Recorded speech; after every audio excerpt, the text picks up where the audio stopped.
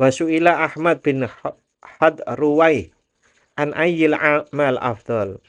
Ahmad bin Khosruwai ditanya tentang amalan apa yang paling utama. Wahai Ahmad bin Hadruwai, apa amal yang paling utama? Faqala, maka beliau menjawab, ri'ayatus sirri anil tifati ila syai'in siwallah. Menjaga hati agar tidak teralihkan kepada sesuatu selain Allah. Karena sesungguhnya amal apapun, bentuknya seperti apapun, kalau itu masih ada hubungannya dengan selain Allah, maka pasti tidak akan lebih mulia dengan sesuatu yang tulus hanya lillahi ta'ala. Jadi tirakatlah dengan sholat, tapi jagalah keikhlasannya. Tirakatlah dengan puasa, tapi jagalah keikhlasannya hanya karena lillahi ta'ala. Saat nggak seperti itu, tirakat itu kalau bahasa saya itu dadi towo, Pak. Kudune tirakatnya menjadikan seseorang itu mengecap kemanisan iman, mengecap kedamaian, kekhusyuan, tidak menjadi seperti itu karena masih ada kepentingan selain Allah di dalam tirakat-tirakatnya. Qala Abu Abdullah Ibnul Jala radhiyallahu taala anhu. Abu Abdullah bin Jalal bin Jalal nih. Jalal apa Jala? Bin Jalal radhiyallahu an. Mana al man alat himmatuhu anil akwan wasala ila mukawwinuha mukawwiniha. Barang siapa yang tekadnya melampaui alam semesta, ia akan sampai kepada penciptanya. Tadi kan disebutkan manusia itu lebih tinggi daripada alam semesta. Jenisnya itu melampaui hanya sekedar alam semesta. Bahkan malaikat yang diciptakan dari cahaya itu pun itu terlampaui kemuliaannya oleh manusia. Kalau manusia kemudian tekad hidupnya hanya untuk alam semesta, ya dia tidak akan bakalan melampaui kemuliaan alam semesta. Tapi kalau seseorang atau barang siapa yang tekadnya melampaui alam semesta, maka ia akan sampai kepada penciptanya, yaitu Allah Subhanahu wa ta'ala. Waman waqafa bihimmatihi waman waqafa bihimmatihi ala syai'in siwal haqqi fatahul haqq. Dan barang siapa yang tekadnya tertambat pada sesuatu selain kebenaran al-haq atau Allah, ia akan kehilangan kebenaran atau kehilangan Allah Subhanahu wa ta'ala. Li'annahu a'azzu min ayyarda ma'ahu syarikan. Karena Allah terlalu mulia untuk menerima sekutu. Astaghfirullah Rabbal baraya. Bismillahirrahmanirrahim. Qala al-muallifu rahimahullah wa nafa'ana bihi wa bi ulumihi fid dharain. Amin ya rabbal alamin. Innama wasi'akal kaunu min haitsu jismaniyatuka walam yasa'ka min haitsu subutu ruhaniyatika. Innama wasi'akal kaunu. Sesungguhnya alam semesta itu mencakupmu. Min haitsu jismaniyatuka, dari segi keberadaan fisikmu. Di alam semesta itu menguasai atau mencakup kita dari sisi fisik. Walam yasa'ka min haitsu subutu ruhaniyatika. Tetapi alam semesta tidak mencakupmu dari segi esensi spiritualmu. Nah, karena alam semesta ini mencakup keseluruhan apa yang ada dalam diri kita, tapi tidak mungkin gitu. Bahkan memang didesain, ditakdirkan alam semesta ini tidak akan mencakup, menguasai sisi spiritualitas kita. Nih, kalau saya baca sederhananya dalam bahasa Indonesia gitu. Sesungguhnya alam semesta itu mencakupmu dari segi keberadaan fisikmu, tetapi tidak mencakupmu dari segi esensi spiritualitas atau rohaniamu. Hal ini kalau dihubungkan dengan Al-Quran itu ada di dalam Quran surat Al-Isra ayat 70. Quran surat Al-Isra niku surat ke-17. Ayatnya ke-70. Berarti 17 70. Ya agak mirip. A'udzu billahi minasyaitonir rajim. Bismillahirrahmanirrahim. Walaqad karramna bani Adam wa hamalnahum fil barri wal bahr wal bahri warzaqnahum minat thayyibati wa faddalnahum ala katsirin mimman khalaqna tafdila. Yang artinya sungguh kami telah memuliakan anak cucu Adam dan kami angkut mereka di darat dan di laut. Kami anugerahkan pula kepada mereka rezeki dari yang baik-baik dan kami lebihkan mereka di atas banyak makhluk yang kami ciptakan dengan kelebihan yang sempurna. Jadi apa kelebihan kemuliaan manusia melebihi alam semesta yang lain? Kalau kita lihat dari tafsir Jalalain, walaqad karramna ay faddalna, dan sungguh kami telah memuliakan, artinya membuat manusia mempunyai keutamaan Bani Adam kepada anak turunnya Adam bil ilmi.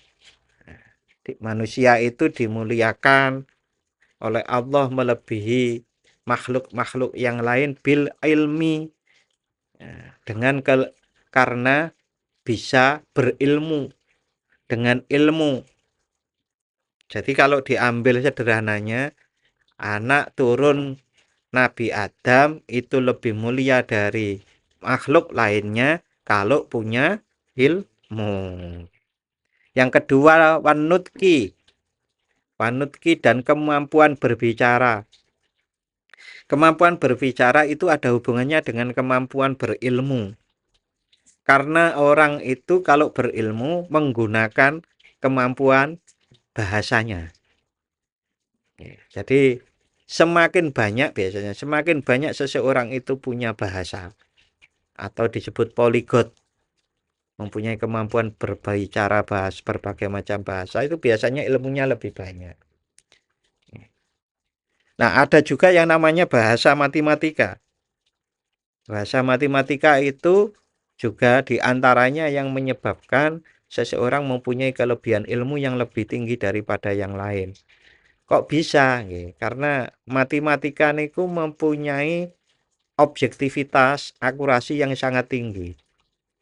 Jadi gampang ini lho Pak. Kalau mau mikir 1 kali 1 1, 1 tambah 1 sama dengan 2 tambah 1 2. Niku beda dengan bahasa sosial. Bahasa sosial itu agak rumit, tidak objektif seperti itu, sehingga untuk memikirkannya niku lebih rumit dengan sosial daripada dengan matematika. Dan perkembangan ilmu pengetahuan dan teknologi sampai hari ini dengan terciptanya berbagai macam akurasi, termasuk nuwun sewu, putaran yang ada di pesawat itu namanya apa nih?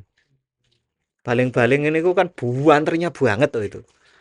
Tapi kan akurasi itu kan gesek sedikit saja pasti tabrakan antara satu dengan yang lain dan pecah.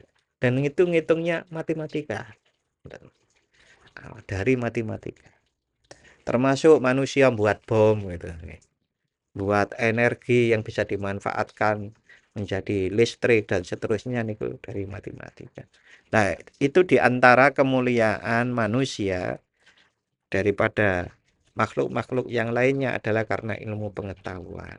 Dan ilmu pengetahuan yang sungguhnya, kalau seseorang bisa menuruti, kok menuruti ya Pak, menelusuri tahap demi tahap dari setiap ilmu ke ilmu, dan kalau dia mencapai hakikat ilmu, itu pasti akan mendapatkan tambahan keyakinan akan keberadaan, akan wujudnya Allah, dan akan kekuasaan Allah. Bahkan di dalam satu hadis disebutkan, barang siapa yang tambah ilmunya tapi tidak tambah dekatnya kepada Allah, maka dia akan selalu bertambah jauh dan bertambah jauh kepada Allah.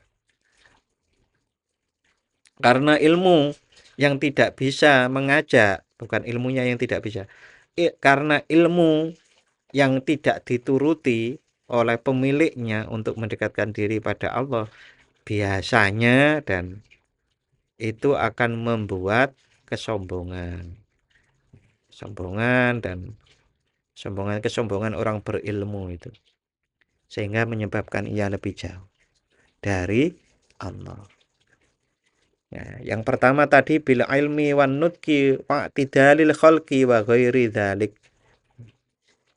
Yang ketiga adalah kemampuan fisik yang sempurna daripada makhluk-makhluk yang lainnya. Kesempurnaan fisik manusia niku Bapak, dipadu dengan kemampuan ilmunya, lalu kemampuan berkomunikasi tadi, itulah yang menyebabkan manusia niku mempunyai keutamaan yang lebih dan lebih. Contoh nih, dengan bentuk manusia yang seperti ini, dengan kemampuan ilmunya, dengan kemampuan berkomunikasi atau bicaranya, akhirnya bisa membuat teknologi. Dan itu tidak dipunyai gajah. Gajah niku awake gede kuat, tapi ora iso gawe rudo. Sampai hari ini loh, Pak. Gajah kan mungkin lebih dulu daripada manusia, tapi ya ora iso gawe perahu, pemane pesawat. Tapi manusia dengan perpaduan ilmu, akalnya, perpaduan kemampuan komunikasinya dan kemampuan fisiknya, maka manusia bisa mengembangkan banyak hal yang menyebabkan manusia itu menjadi lebih mulia dan lebih mulia.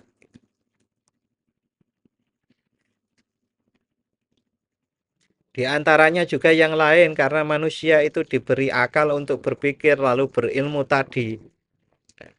Manusia itu juga kemudian mampu merasakan rasa yang dipadu dengan ilmu, kan jadinya luar biasa. Contoh, manusia itu mampu merasakan senang, mampu merasakan rasa tanggung jawab, rasa pantas, lalu dipadu dengan ilmu. Rasa pantas itu kemudian diwujudkan di antaranya, ya pantasnya manusia itu minum itu ya nganggo gelas, orang nganggo langsung dikokop nang danau atau di sungai kan gitu. Nah, itu kemampuan-kemampuannya. Perpaduan antara kemampuan akal dengan kemampuan rasa itu menyebabkan manusia bertambah mulia. Dan itu kemudian gitu, ilmu, kemampuan komunikasi, kemampuan berkreasi yang saya sebut sebagai banyak teknologi yang diciptakan manusia tadi akan menyebabkan manusia semakin tambah syukur, menyebabkan manusia semakin mau mendekatkan diri pada Allah. Karena tadi ilmu, rasa, kemudian kemampuan komunikasinya itu menunjukkan bahwasannya tidak ada Tuhan selain Allah. Allah itu maha berkuasa. Kalau ditanyakan, Pak, mengapa orang-orang berilmu itu yang kita kenal sekarang ternyata tidak malah tambah dekat kepada Allah gitu. Nah, ini bedanya, Pak. Orang berilmu untuk tujuan duniawi dengan orang berilmu untuk tujuan mencari kebenaran, ini berbeda. Banyak ilmuwan-ilmuwan yang memang tujuan hidupnya itu tidak ingin ngujo atau hanya menuruti keinginan nafsunya saja, dia mencari kebenaran.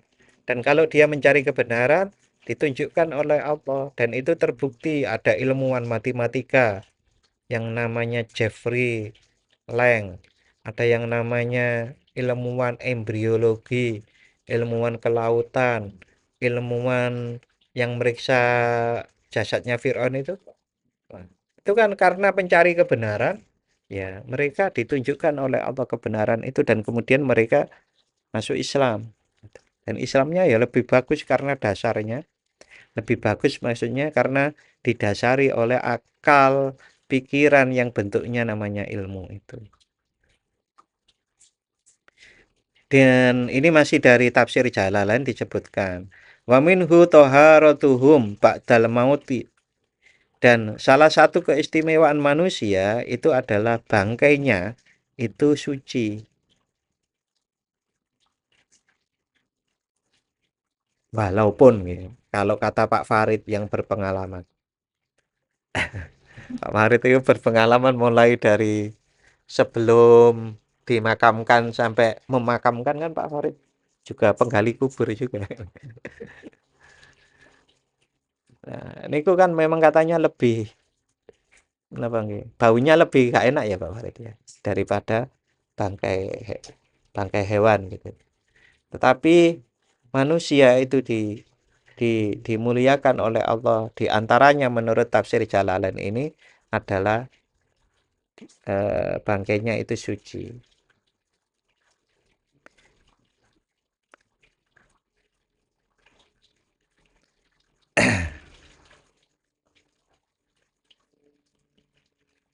Dan manusia itu juga diberi keistimewaan lebih banyak daripada makhluk yang lainnya. Bahkan ini masih dari tafsir Jalalain, bahwa keistimewaan manusia itu adalah mencakup umum. Artinya bahkan manusia itu lebih istimewa secara potensial daripada malaikat. Wal muradu tafdil wal muradu tafdil al jinsi wala yaljamu tafdili ifradihi. Dan keistimewaan manusia itu adalah keistimewaan jenis. Keistimewaan jenis dalam pengertian secara jenis makhluk yang namanya manusia itu punya potensi lebih mulia daripada makhluk lainnya termasuk malaikat.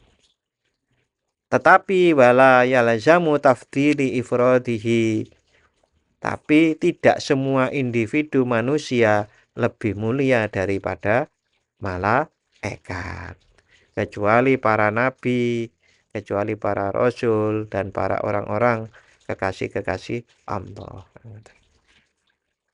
Artinya keistimewaan itu manusia sebagai jenisnya, bukan setiap pribadi manusia pasti lebih mulia daripada makhluk-makhluk lainnya. Dan tadi disebutkan kalau kita ingin punya cita-cita, punya kehendak lebih mulia daripada makhluk-makhluk lainnya adalah diantaranya dengan ilmu.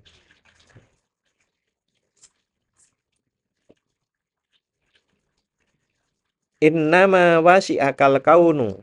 Ini kembali kepada kitabnya.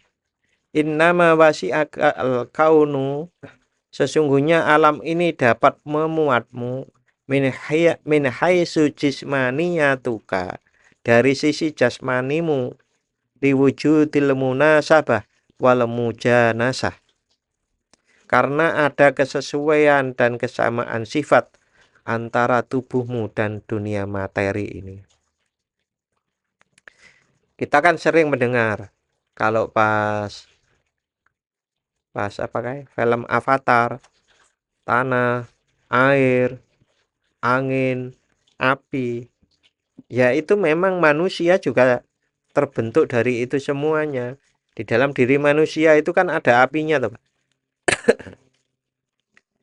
Ada apinya, ada anginnya, ada airnya, ada tanahnya.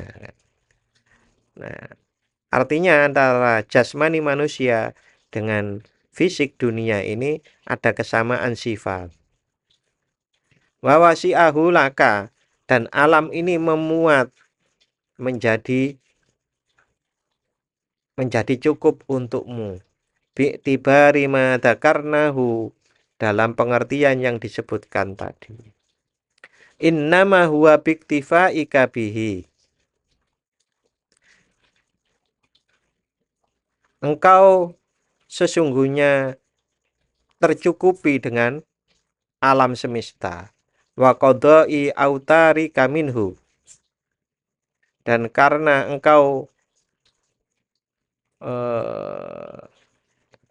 engkau tercukupi oleh alam semesta dan alam semesta mencukupimu. Wa wukufu amalika fi naili hajatika alaihi. Hanya saja karena engkau menggantungkan harapanmu untuk memperoleh kebutuhanmu dari makhluk. Wala khosyata laka fi dzalika ayyuhal insan. Namun engkau wahai manusia tidak memiliki kekhususan apapun dalam hal itu. Kekhususan bahwasanya tercukupinya kebutuhan keseluruhan dirimu dari alam semesta. Li anna martabataka ajallu min dzalika. Karena kedudukanmu lebih mulia dari sekedar alam semesta. Artinya, alam semesta ini secara keseluruhan tidak mampu memenuhi hajat keseluruhan kita, keseluruhan lahir dan batin kita. Fisik dan rohani kita itu tidak akan bisa tercukupi oleh alam semesta. Yang bisa tercukupi oleh alam semesta itu adalah kebutuhan yang fisik, yang rohani tidak bisa.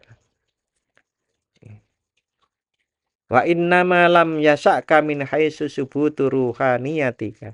Dan sesungguhnya alam semesta tidak mencakupmu dari segi esensi ruhaniyahmu. Li adamil munasabah, karena tidak adanya kesesuaian fisik dengan ruhani manusia, itu tidak ada kesesuaian. Fala yasa'uka khina idin wala yunasibuka illa bitta'alluqi bil mukawwin. Maka pada saat itu, saat tidak ada kesesuaian antara alam semesta dengan ruhaniyahmu, maka tidak ada yang mencakupmu dan sesuai denganmu kecuali hubunganmu dengan Sang Maha Penciptamu dan Pencipta alam semesta. Wahadihi khosiyatuka, dan inilah hubungan antara dirimu dengan Penciptamu, itu adalah kekhususanmu. Allati fiha sumuwuka wa uluwuka wa rif'atu qadrika. Inilah keistimewaanmu yang menjadikanmu luhur, yang menjadikanmu tinggi, dan yang menjadikanmu mulia di sisi Allah. Lebih mulia daripada alam semesta apapun itu. Berarti yang membuat dirimu mulia itu adalah hubunganmu dengan Allah Subhanahu wa ta'ala. Nah, hubungan-hubungan kita dengan Allah ini kalau bisa dinamakan sederhanakan, dinamakan ma'rifat atau pengetahuan. Lah, lagi-lagi ke ilmu kan. Karena hubungan seseorang dengan Allah Subhanahu wa ta'ala itu bukan hanya sebatas hubungan, umpamanya kita menyebutnya Allah gitu saja, bukan. Tapi saat kita menyebut nama Allah itu ada pengetahuan, ada ilmu, atau ada makrifat tadi itu. Falam tahmilha. Pak Marifat sing pripun nih? Nggih, kalau tandanya niku jelasnya ngeten. Jadi seseorang yang menyebut nama Allah disertai pengetahuan atau makrifat pengenalannya kepada Allah, maka jadilah dia memuliakan atau memuji-muji Allah. Alhamdulillah tenanan. Subhanallah. La ilaha illallah. Tuh, itu sampai gemetar hatinya, bahkan dirasakan kulitnya itu seperti meleleh. Kalau dalam Al-Qur'an sampai seperti itu. Falam tahmilha wa tanhattu minha ila asfalis safilin. Maka janganlah engkau abaikan hal itu dan jatuh ke derajat yang paling rendah. Ila asfalis safilin. Kalau baca itu ingat Al-Qur'an ayat apa, Pak? Asfalas safilin. Quran surat At-Tin. Masih ingat? Wattini waszaituni wa turi sinin wa hadzal baladil amin. Laqad khalaqnal insana fi ahsani taqwim. Tsumma radadnahu asfala safilin. Nah, ini asfala safilin. Nah, itu ada di Quran surat At-Tin ayat 4 dan 5. Bahwasanya laqad khalaqnal insana, sungguh telah kami ciptakan manusia di dalam bentuk yang sempurna.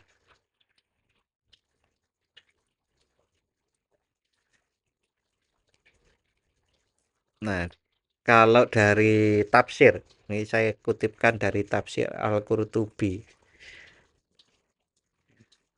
Apa yang dimaksud manusia itu diciptakan dalam keadaan yang sempurna, yakni postur tegaknya, kematangan masa mudanya.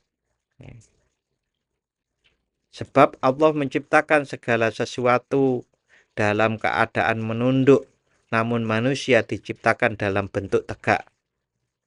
Nggih, niki tafsir Al-Qurtubi niku ditulis sekitar abad ke-7 nggih. Walahu lisanun dzarik, ia diberi lisan atau lidah yang fasih, wa asabi'u yakbitu biha, dan jari-jari yang menggenggam. Nah, kemudian ada pendapat lagi dari Abu Bakar bin Thohir. Muzayyana bil akli, manusia itu dihiasi dengan akal. Mu'addiyan lil amri, mampu melaksanakan perintah. Mahdiyan bit tamyizi, diberi kemampuan membedakan. Madidal qomati, bertubuh tinggi, tegap.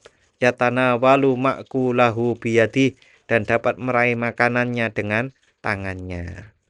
Nek gajah kan mboten ngangge tangan. Pitik nggih mboten. Bahkan Ibnu Arabi niku berkata begini, laisa lillahi ta'ala khalqun ahsanu minal insan. Tidak ada ciptaan Allah yang lebih indah, yang lebih bagus daripada manusia. Fa innallaha khalaqahu hayyan 'aliman qadirun muridan mutakalliman sami'an basiran mudabbiran hakiman. Allah menciptakan manusia mempunyai daya hidup, manusia berilmu, manusia berkehendak, manusia berbicara, manusia mendengar, manusia melihat, manusia berpikir, manusia bijaksana. Wahadi sifatur Rabbi subhanahu, dan itu adalah bagian dari sifat-sifat Allah. Wa anha abbara ba'dul ulama, sebagaimana dinyatakan oleh sebagian ulama. Wa waqa al-bayanu biqaulihi, yang dijelaskan dalam sabda Nabi.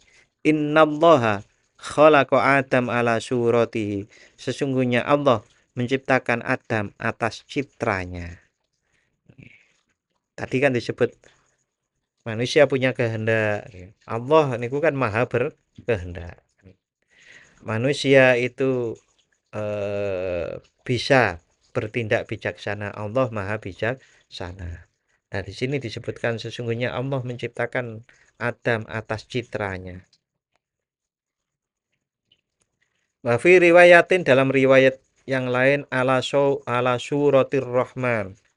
Maksudnya bahwasanya Allah menciptakan Nabi Adam itu atas sesuai citra Ar-Rahman. Maksudnya niki yang ditegaskan ini. Maksudnya memiliki sifat-sifat Ar-Rahman sebagai tajalli dari sifat maknawinya Allah, bukan fisik. Nah, sekali lagi nggih, ini bukan fisiknya. Oleh karenanya kan ada orang-orang yang curiga dan kemudian menjadi salah pemahaman. Salah pemahamannya itu adalah kemudian menetapi pendapat bahwasanya Allah itu nggih seperti fisiknya manusia, cuma gede ngoten niku. Lha niku pernah saya dengar langsung. Saya dengar langsung orang itu bilang begini, "Bang Pak Lukman itu kalau di posisinya Allah itu di mananya?" Berarti kan yang fisik itu, Pak. Ya, kalau sing apik itu tuh kan di dadanya Allah. Nah, nek sing elek ya nuwun sewu nang pantate Gusti Allah. Itu saya dengar langsung pembicaraan seperti itu. Itu ya sekali lagi itu salah paham. Di antaranya adalah hadis yang seperti ini tadi. Bahwasanya Allah menciptakan Nabi Adam itu sesuai citranya, citra Allah. Maksudnya adalah citra yang maknawi tadi. Manusia bisa bijaksana, manusia bisa punya ilmu gitu. Nah, bahasa kita di dalam tasawuf Ahlussunnah wal Jamaah itu disebutkan yang hal-hal seperti itu adalah yang namanya tajalli sifatnya Allah. Sehingga kalau manusia itu lagi ketempatan tajalli sifatnya Allah Maha Kaya, dia ya sugih tenang.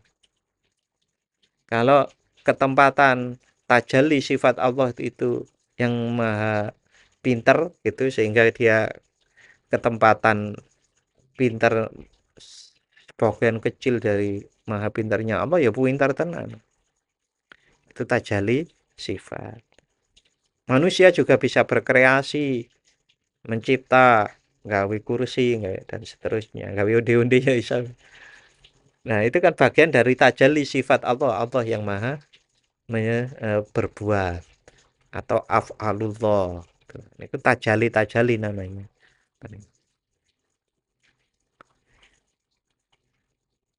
Kita kembali pada kitabnya. Kita lanjut. Qala Abu Abdillah Ibnul Jala radhiyallahu taala anhu. Abu Abdillah bin Jalal bin Jalal nih. Jalal apa Jala? Bin Jalal radhiyallahu an.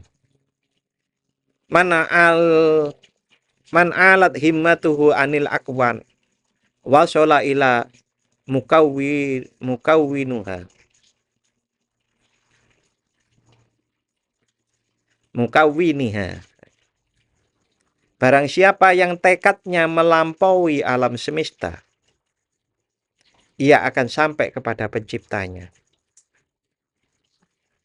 Tadi kan disebutkan manusia itu lebih tinggi daripada alam semesta.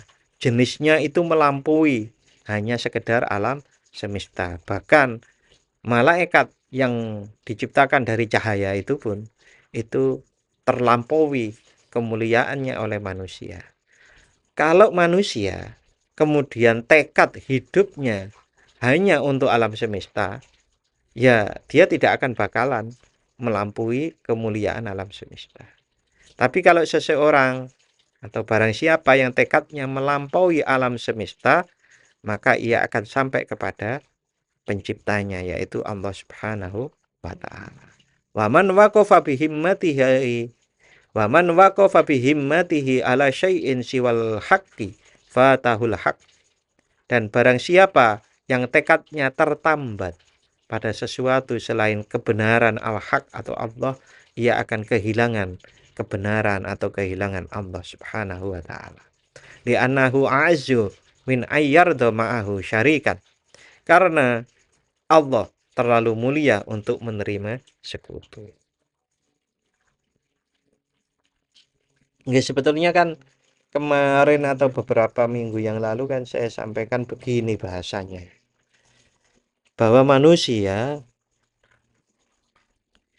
itu terbatasi ruang dan waktu oleh fisiknya, tetapi ruhaninya itu tidak terbatasi oleh ruang dan waktu. Itu manusia. Di antara ketidakterbatasan ruang dan waktu yang dialami ruhani itu adalah manusia beribadah. Dan ibadah itu kan tidak berhenti. Kemudian tidak berhenti terbatasi oleh ruang dan waktu, tapi ibadah itu akan dimuliakan oleh Allah sampai di akhirat nanti.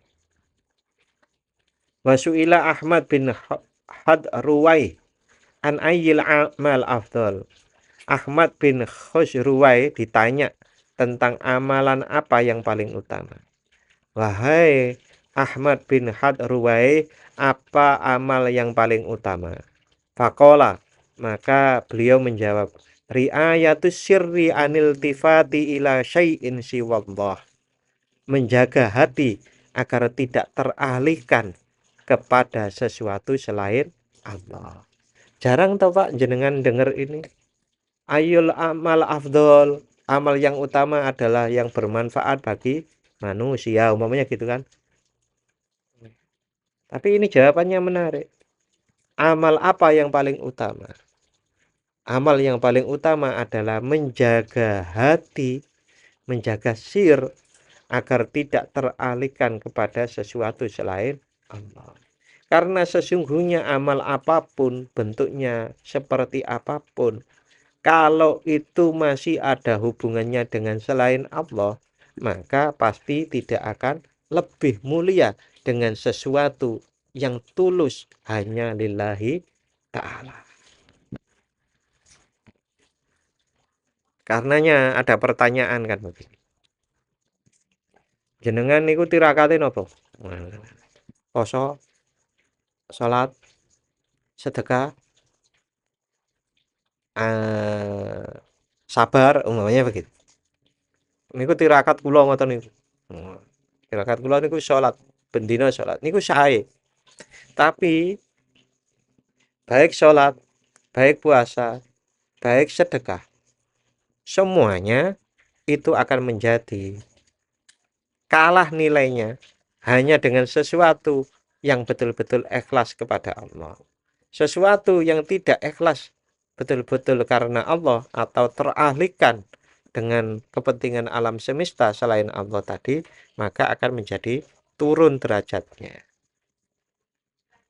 Jadi tirakatlah dengan sholat, tapi jagalah keikhlasannya. Tirakatlah dengan puasa, tapi jagalah keikhlasannya hanya karena lillahi ta'ala. Saat nggak seperti itu, tirakat itu kalau bahasa saya itu dadi towo Pak. Kudune tirakatnya menjadikan seseorang itu mengecap kemanisan iman, mengecap kedamaian, kekhusyuan, tidak menjadi seperti itu karena masih ada kepentingan selain Allah di dalam tirakat-tirakatnya. Nah, ini selaras dengan Al-Qur'an surat Fussilat ayat 30. A'udzu billahi minasyaitonir rajim. Bismillahirrahmanirrahim. Innal ladzina qalu rabbunallah tsumma istaqamu tatanazzalu 'alaihimul malaikah alla takhafu wa la tahzanu wa abshiru bil jannati allati kuntum tu'adun. Fussilat 30.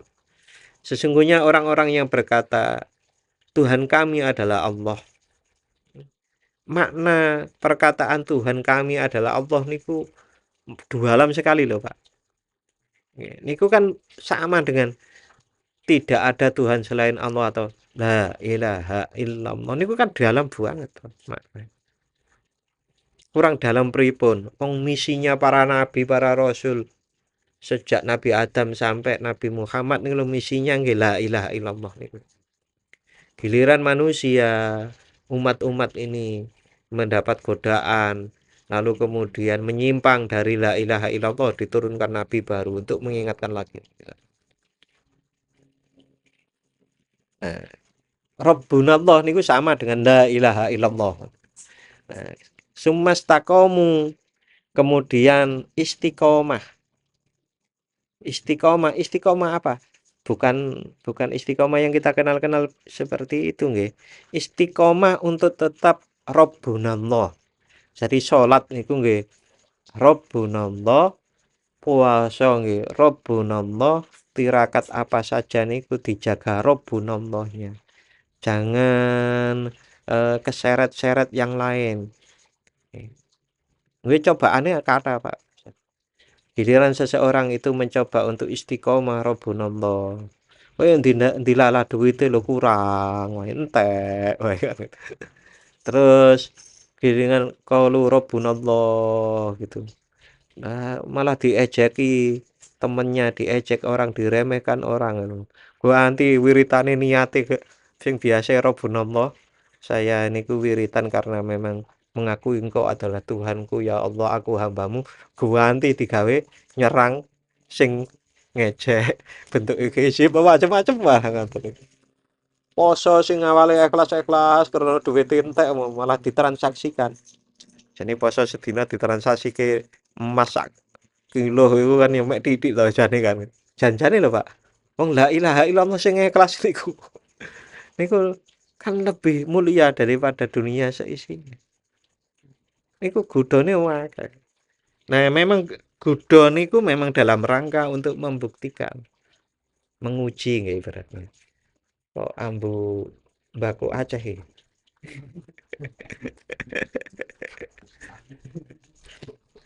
Nah, kayak gitu itu. Giliran wis ikhlas-ikhlas enten mawon. Wong Nabi Yunus mawon sampai sampai Melayu loh Pak. Nabi Yunus itu masuk ke dalam perutnya ikan itu karena lari dari dakwah tuh Pak. Kesel, capek, gak dianggap gak apa Melayu. Itu Nabi Yunus. Nabi Pak. Nah, gitu. Nah, sampai kemudian ke orang-orang yang bisa qalu rabbunallah, engkau adalah Tuhanku ya Allah gitu. Engkau adalah Tuhan kami. Kemudian istiqomah. Malaikat mau diutus untuk memberikan kabar. Akan turun malaikat-malaikat kepada mereka seraya berkata, janganlah kamu takut dan bersedih, serta bergembiralah dengan memperoleh surga yang telah dijanjikan kepadamu. Nggih. Nek niki dirasakake, opo kok malaikat dadak mudun barang ngene. Nggih, di antaranya niku mau.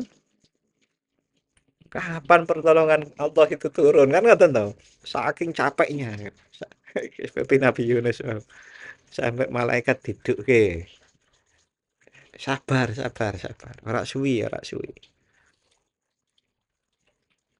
Ya, mereka-mereka ini Quran surat Fusilat itu tadi ayat 30 yang qalu rabbunallah sumastaqamu niku kalau dihubungkan dengan ayat yang lain niku nyambung kali Quran surat Yunus ayat 62.